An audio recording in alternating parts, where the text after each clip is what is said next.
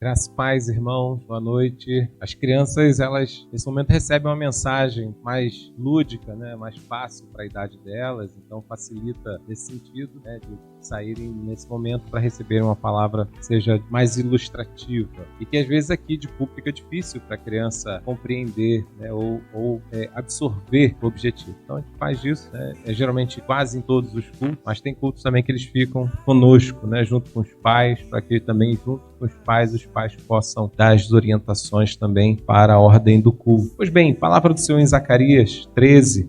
Semana passada nós vimos a fonte que purifica e hoje vamos ver as ovelhas dispersas. Zacarias 13, versos de 7 a 9, está projetado aí no nosso data show. Minha versão é diferente da que está ali. Já trocaram a versão. Então eu vou estar lendo, os irmãos acompanhem, 13, 7 em diante, está projetado aqui no nosso data show, que diz assim a palavra do Senhor: Desperte, ó espada, contra meu pastor, o homem que é meu companheiro, diz o Senhor dos Exércitos. Fira o pastor e as ovelhas serão dispersas, e eu me voltarei contra os cordeiros. 2/3 dos habitantes da terra serão feridos e morrerão, diz o Senhor, mas restará 1/3 na terra. Farei essa 1/3 parte passar pelo fogo e a purificarei. Eu a refinarei como se refina a prata e a purificarei como se purifica o ouro. Ela invocará meu nome e eu lhe responderei, direi: este é o meu povo. E ela dirá: o Senhor é nosso Deus. Né? Palavra do Senhor aos nossos corações. Uma das coisas muito difíceis na vida é a gente perder as referências. Talvez vocês já devem ter vivenciado circunstâncias assim na vida, ou presenciaram próximas de vocês, ou quem sabe até mesmo experimentaram assistindo um filme ou uma série. A situação de, por exemplo, como crianças que de repente se veem sem os pais. Filmes que retratam a Segunda Guerra Mundial mostram às vezes famílias, né? Especialmente se olharmos na perspectiva dos judeus, de crianças que eram tiradas dos pais e das mães, e aquelas crianças agora ficam desorientadas, sem rumo, sem saber o que fazer, e qualquer um que pegasse a mão delas os direcionava, porque eles não sabiam mais onde estavam os pais. Os pais já tinham sido levados para algum campo de concentração, e as crianças eram levadas para outro campo, e as crianças se sujeitavam ao que lhe fosse ofertado. Olhando nessa perspectiva de referência, isso nos faz pensar que quando nos é tirado uma referência, nós também podemos começar a ser levados por qualquer referência. Por qualquer um que pegar a nossa mão e nos guiar, a gente vai. Já que não há uma referência para ser seguido, qualquer referência é alguma coisa. O texto aqui traz justamente essa ideia. E olha como que Deus está mostrando isso. Deus traz a ideia de uma total perda. Deus traz uma ideia realmente de perderem qualquer referência, de perderem qualquer rumo. Deus traz uma ideia de que a espada vai transpassar o líder. Vocês viram nos sermões anteriores que aqui especificamente pastor não é um aspecto do ofício pastoral. Aqui é do líder. Poderia ser um rei, poderia ser, né, um chefe de uma comunidade, o líder de uma casa. Todos esses são reconhecidos como pastores porque eles influenciam, eles direcionam, eles são uma referência. E agora Deus diz: eu vou matar as suas referências. E diz, quando você tira essa referência, diz o texto, né? Fira o pastor e as ovelhas serão dispersas, ficarão perdidos. Agora, por que a gente olha para esse texto e vê Deus fazendo isso? Vocês sabem muito bem que o que estava acontecendo é que o povo voltou do exílio, já tinham quase 70 anos que tinham vivenciado isso, eu repito esses dados para que vocês gravem mesmo, já tinham quase 70 anos, o povo estava voltando, haviam várias propostas, né? Você tinha um imperador, né, Dario, que estava propondo uma reforma em todo o seu império, então várias cidades estavam recebendo investimentos para abertura de estradas, para manutenção de postos, para reedificação de muralhas, enfim, haviam várias expectativas dessas propostas que os líderes políticos oferecem, como Favela Bairro, Cidade Maravilha. A gente conhece também dessas situações. E nesses aspectos era o que estava acontecendo aqui. E o povo voltando do exílio, uma geração que cresceu no exílio, estava retornavam com a memória dos seus pais que sofreram a guerra e sofreram o exílio inicial, e agora eles retornam lembrando dos sentimentos familiares e agora para reconstruir uma nova vida. No entanto, nesse processo, qual é a referência? Quem é agora a nossa referência? E nesse momento, como já não havia mais uma referência, pois o povo estava no exílio, você não tinha mais um profeta sendo realmente honrado nas suas palavras, então você não tinha mais nenhuma orientação da própria lei de Deus, as pessoas perderam a referência. E quais eram as referências para eles então? Todos aqueles falsos profetas que nós já mencionamos aqui. Todos aqueles falsos profetas, falsos líderes, né, regentes que nos governam e nos governam para o caminho errado. Diante disso, disso tudo, então Deus vai e levanta, e eu vou passar uma espada e vou ferir o pastor, vou ferir o líder. E fazendo isso, ficarão todos dispersos. É uma total desorientação. Todos vão ficar desorientados. Essa era a ideia. Porque existiam esses líderes que já conduziam o povo para os seus próprios interesses. Lembre-se que Zacarias, por exemplo, o significado dessa palavra é lembrando do Senhor. Justamente para retornar ao conceito primordial da aliança de Deus com o povo. Que o povo tinha esquecido, que o povo já não lembrava mais, que em alguns corações ainda pairava o sentimento de que assim, nós fomos levados para o exílio porque Deus perdeu, porque Deus não foi forte o suficiente para vencer os nossos inimigos e por isso fomos arrebatados. Tanto é que vimos nos capítulos anteriores que Deus mostra que eles foram para o exílio não porque Deus é fraco e perdeu, mas porque eles tiveram um coração duro e não ouviram a palavra do Senhor. Porque eles preferiram continuar buscando seus próprios interesses ao invés de se quebrantar diante do que Deus já vinha tratando. É aquela realidade que a gente nunca acha que o mal vai chegar à nossa porta. A gente sempre acha que isso é uma história que alguém conta para nos amedrontar, para que possamos então assim tomar atitude. Mas era o que Deus estava fazendo com o seu povo quando o repreendia das suas paixões, das suas concupiscências, quando o repreendia da sua falta de vida com ele, de não levarem a sério a sua lei, de não viverem o seu mandamento. E por causa disso então enfrentaram a justa realidade de serem permitidos, de serem deixados por Deus, levados para o exílio. Perderam a batalha, foram vencidos e se tornaram escravos. Porque é justamente isso que o pecado faz conosco. É justamente isso que as nossas paixões nos levam para uma escravidão, para uma vida de dependência, para uma vida subjugada. Veja que nós vamos para esse caminho não porque Deus mandou a gente ir. Veja que nós buscamos as concupiscências da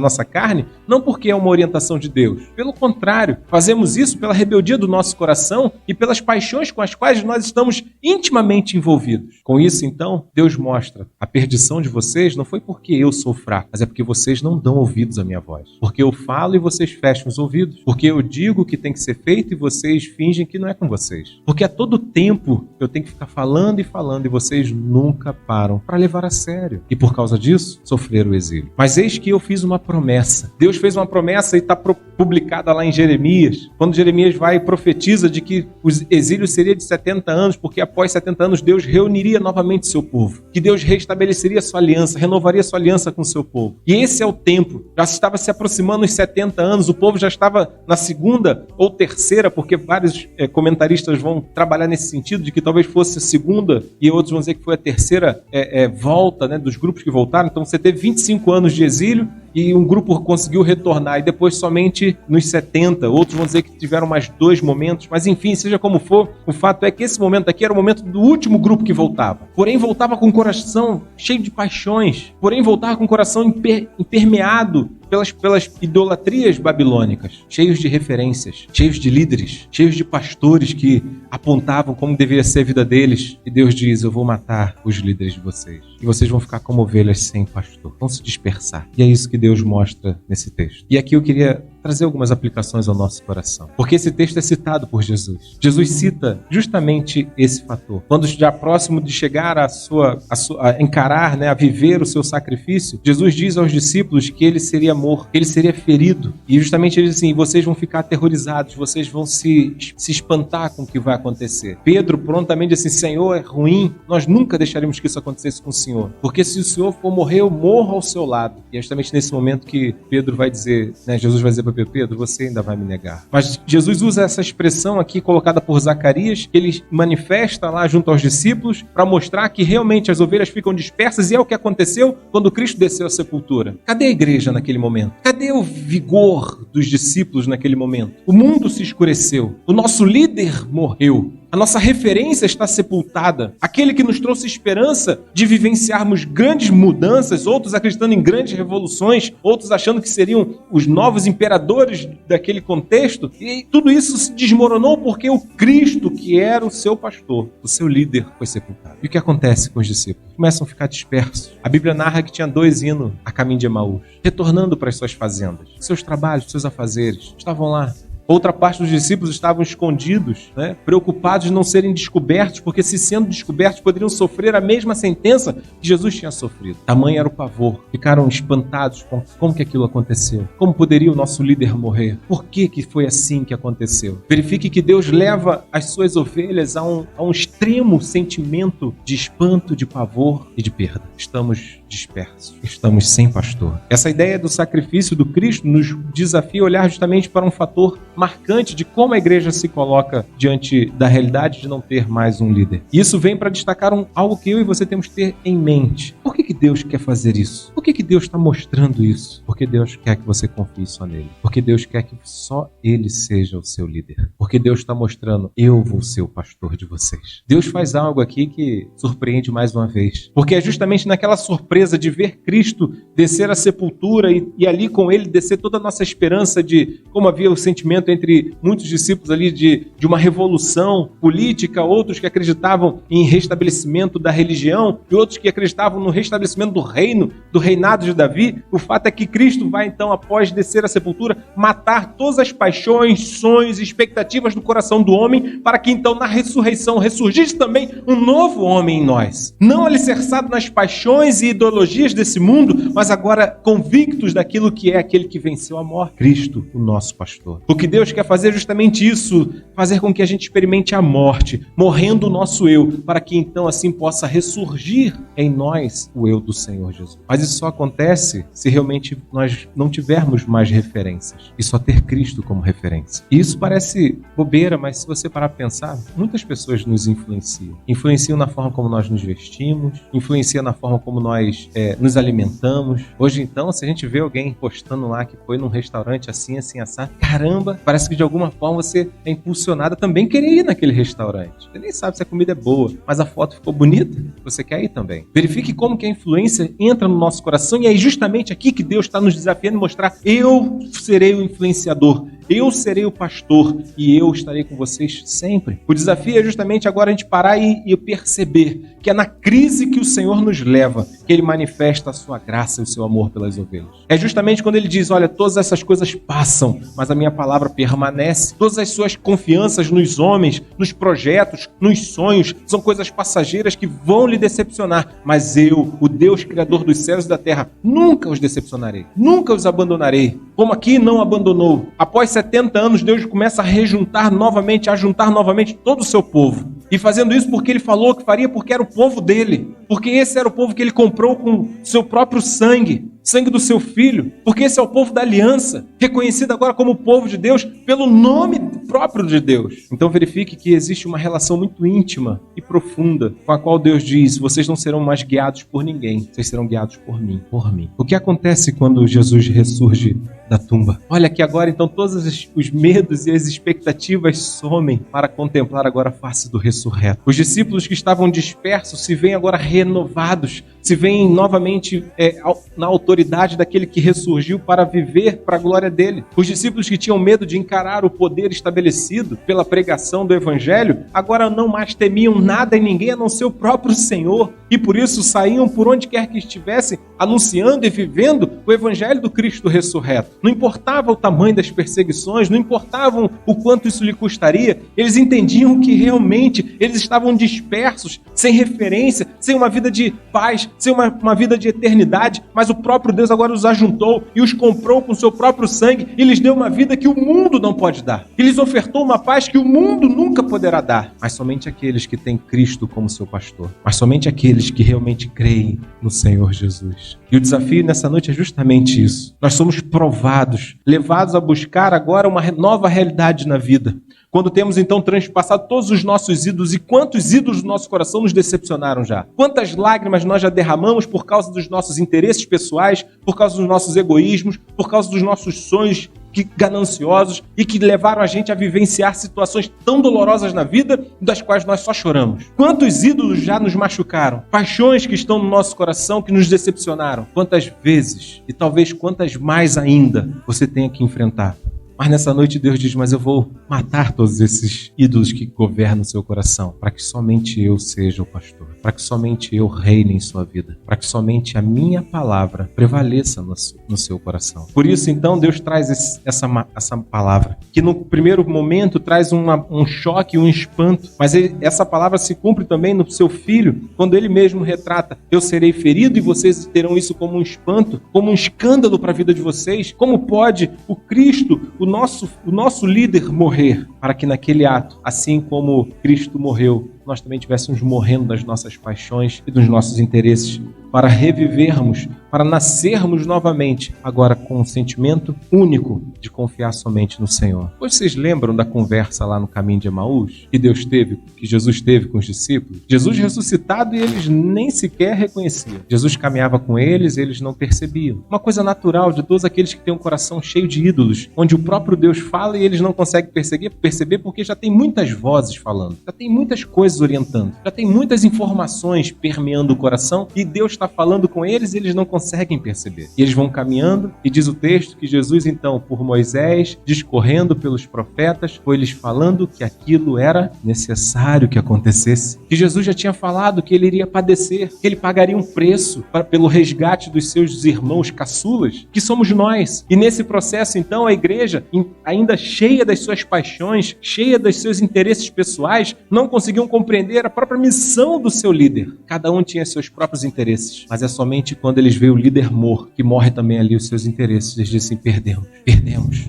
E Deus faz isso porque realmente nós só vamos começar a caminhar realmente com Cristo quando nós desistirmos desse mundo. Os discípulos no caminho de Emaús então chegam à sua casa e eles convidam Jesus a entrar, e ali de forma muito súbita o texto diz que então na ceia, na hora de dormir, naquela ceia a gente usa aqui 9 horas da noite, né? Mas na hora que eles foram cear, então Jesus toma o pão, parte dá graças. Quando Jesus faz isso, lhes caem as escamas dos olhos e Jesus some da presença deles e eles ficam, não nos ardia o coração quando pelo caminho ele nos falava da palavra? Verifique, queridos, que em muitos momentos nós ficamos cegos de não conseguir enxergar o nosso líder, o nosso pastor, porque os nossos corações estão cheios de coisas desse mundo que precisam ser arrancados, cegos das escamas que só faz a gente olhar aquilo que é palatável às nossas paixões e prazeres, e não compreendemos de olhar aquilo que nos faz realmente ser bons servos, como mansos e humildes de coração, de valorizar as virtudes, de prestigiar a honra, de se alegrar com a honestidade. Verifique que no nosso tempo todos esses valores estão sendo dilacerados pelos outros ídolos que envolvem em grande medida o egoísmo, numa sociedade altamente egoísta, num tempo onde todos, ou de certa forma grande parte, se tornam hipócritas, falam de coisas que não vivem, apresentam imagens que não correspondem à verdade. O que Deus está mostrando, que isso existia também nesse contexto. As pessoas estavam criando expectativas e sonhos e esperanças em ídolos passageiros. E Deus vai assim, não podem fazer isso, vocês vão se frustrar novamente, vocês vão sofrer novamente, vocês vão se decepcionar novamente, vocês vão ser subjugados novamente. Eu venho lhes propor a vida em abundância, a liberdade, para que vocês sejam livres e como livres vivam a alegria da adoração, adorando a Deus sobre todas as coisas e amando ao próximo como a ti mesmo. Mas para que isso ocorra, eu vou matar esses ídolos do coração de vocês. E vocês vão espernear, vocês não vão gostar. Vocês vão achar que a vida perdeu a graça. Mas é somente quando vocês acharem que perdeu a graça, é que vocês vão dar valor à graça que derramarei sobre vocês.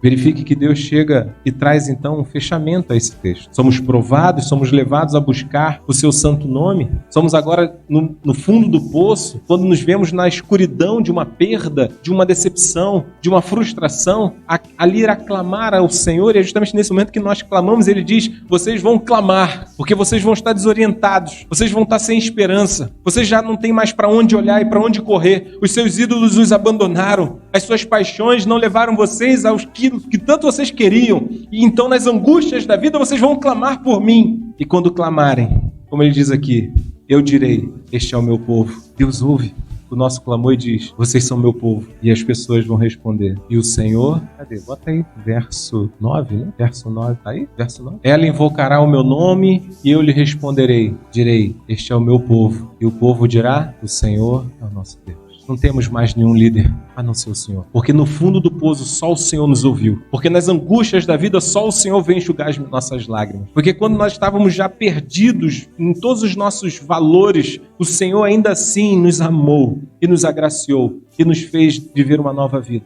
E nós clamamos e o Senhor veja se vocês são o meu povo. Nunca deixaram de ser o meu povo. Não importa o que vocês enfrentaram, não importa quais foram as paixões com quais vocês se envolveram, mas vocês nunca deixaram de ser o meu povo. E eu estou aqui, sempre pronto, a sentinela que não dorme, para socorrer e atendê-los em todos os momentos. Mas eu quero ouvir de vocês a resposta do clamor. O Senhor é o meu Deus. O Senhor é o meu Deus. Pois fazendo assim, o povo declarava que só Ele agora é o nosso pastor. Mais ninguém reina aqui dentro. Mais nenhuma paixão vive aqui dentro. Mais nenhuma orientação deste mundo permeia a nossa mente, a não ser a do Senhor, do nosso Deus. Concluo, irmão, dizendo justamente isso para mim e para você. O que Deus está dizendo é que não importava com tudo que o povo tinha vivido, não importava com tudo que eles tinham experimentado no exílio, agora todas as influências que eles vinham, todas as expectativas, sonhos de reconstrução, tudo que passava nos seus corações, todas as paixões, Deus diz que eles iriam se frustrar, Deus diz que eles vão vivenciar uma derrota, uma angústia, uma perda muito grande se permanecesse nesse caminho, porque o próprio Deus mostraria para eles que todas essas paixões do mundo, que todas essas coisas com as quais nós corremos, não basta do fato de ser correr atrás do vento, porque debaixo do sol tudo é vaidade, e nesse aspecto então ele diz assim, não construam a vida de vocês nisso, não corram atrás do vento, não fiquem correndo atrás de coisas que não vão durar para a eternidade. E ainda assim o povo chega nas mais angústias da vida, porque mais uma vez eles estão com dificuldade de obedecer à voz de Deus. Os ídolos foram caindo, as decepções foram chegando, a dor bateu no coração, as lágrimas não param de sair dos olhos, a noite ficou muito longa e a gente não consegue mais dormir em paz. E na hora que a gente está prestes a desistir, por algum lampejo de graça, a gente se lembra de Deus, a gente se lembra dele e a gente suplica. E ele responde, tu és o meu povo. E ele quer que a gente diga, e o Senhor é o meu Deus. E toda a história vai mudar. E em meio ao mais profundo abismo, brilha a luz, brilha a esperança, brilha a oportunidade de viver uma nova vida. Então responda a Deus, o Senhor é o meu Deus. Responda a Ele, o Senhor é o meu Deus. Já tive perdido em várias circunstâncias da vida aí, e o Senhor é o meu Deus, pois o Senhor me socorreu. Talvez você lembre de muitas coisas pessoais. Talvez você lembre de testemunhos. E hoje Deus deseja que você declare isso também. O Senhor é o meu Deus. Eu convido a você que crê nisso, a fazer desse momento uma declaração da sua fé. De que você não é guiado por pastores deste mundo, pelos líderes deste mundo, pelos governantes deste mundo, mas que você é guiado pelo pastor eterno, o Deus vivo, o Cristo ressurreto. Eu convido a você, de forma a expressar esse sentimento que esteja no seu coração, de olhar para o céu, poder dizer, o Senhor é meu Deus. Porque foi essa afirmação que Deus quis ouvir do seu povo, onde ali então eles paravam e diziam, o Senhor é o meu Deus. Então faça isso. Porque é isso que Deus está mostrando ao seu povo. A história vai mudar quando verdadeiramente vocês disserem, o Senhor é o meu Deus. E o único, e o meu pastor, quem me influencia, quem eu sei que está comigo sempre, a quem devo buscar em todos os momentos da minha vida, o Senhor. Vamos orar a Ele. Maravilhoso Senhor. Quantas vezes na vida ficamos sem esperança? Quantas vezes nas vidas, Senhor, olhamos para ao redor, olhamos para o mundo, olhamos para os nossos líderes e falando do nosso tempo, Senhor, ficamos sem esperança. Não temos referências de integridade, não temos referência, Senhor, de justiça, não temos referência de amor. Realmente, vivemos em um tempo de puro egoísmo, Senhor. Vivemos em um tempo onde as pessoas só buscam seus interesses, mas queremos nesse tempo tenebroso, queremos, ó Deus, nesse período escuro da humanidade, declarar assim como o teu povo, registrado aqui em Zacarias, declarou, o Senhor é o nosso Deus, que é só o Senhor que confiamos, que o Senhor é o nosso socorro bem presente, nosso refúgio, que o Senhor é o nosso Deus e a nossa esperança está em Ti, Senhor, somente em Ti, e que a nossa vida seja guiada pelas Tuas mãos, Senhor, e que o nosso viver seja para a Tua glória, pois não queremos ser guiados por este mundo, não queremos ser subjugados, ó Deus, pelas paixões desse mundo que nos escravizam, que nos fazem, Senhor, ficar correndo atrás do vento como pessoas loucas. Nós queremos viver, Senhor, para a Tua graça, para a Tua glória. Viver, ó Deus, mediante o Teu santo amor derramado sobre as nossas vidas e em todo o tempo, Senhor, que o Teu Santo Espírito nos leve a declarar publicamente: o Senhor é o meu Deus. É o que oramos assim em nome de Jesus. Amém.